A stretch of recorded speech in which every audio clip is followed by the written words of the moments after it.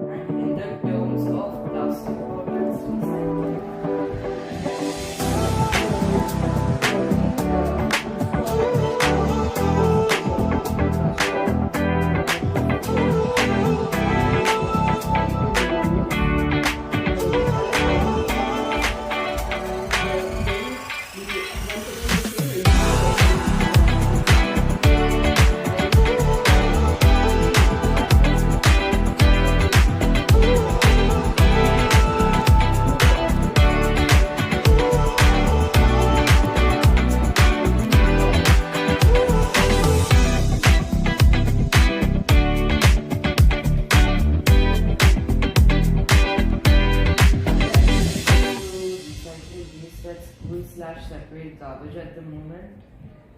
At the moment, as I said, at the end of the day, the cleanup truck comes and takes all the garbage. So the wet garbage doesn't remain. So we do not have problems of flies, rodents on the ground floor. We don't have.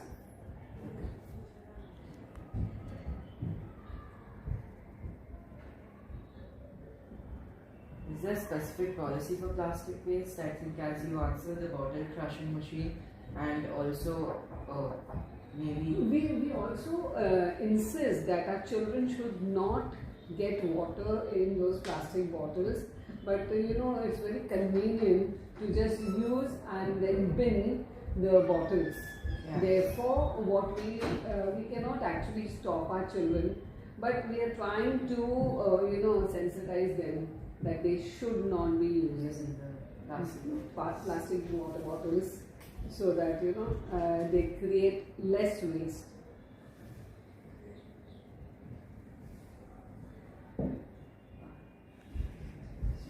What are the school regulations about rubbish? And what happens if a student throws something on the floor? What actions does the student face if he violates the regulations? See, we do have a policy which is already put in our calendar, that if a child, first of all, our children are given houses, so we have discipline points. If a child brings someone saying that this child has littered, then we give the house minus points. So what happens is the entire house then takes the responsibility of cleaning, keeping the place around clean and seeing that their house members do not litter. Yes, okay. In your opinion, does the school do really well in waste management? If yes, who is responsible for it to be successful?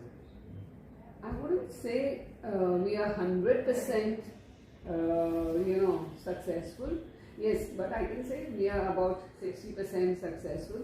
Now, mainly because of a lot of awareness done during value-added classes, parental support is there, SUPW classes.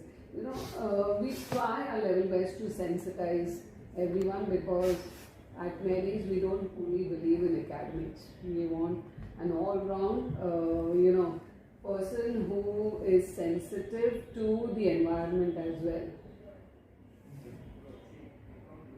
What, in your opinion, could the school improve in terms of waste management? If we keep, this is what we wanted, this is our goal, that we want to be zero waste. We want to have this policy of zero waste. So we are trying to tell our children, like, don't litter, through poems, and there's bits of paper here and there, makes the classroom. So we try in different ways to, tell the children that cleanliness is next to godliness. Also the 3 R's. Yes. Recycle, reuse, reduce. So we are trying our level best, but it is a big challenge.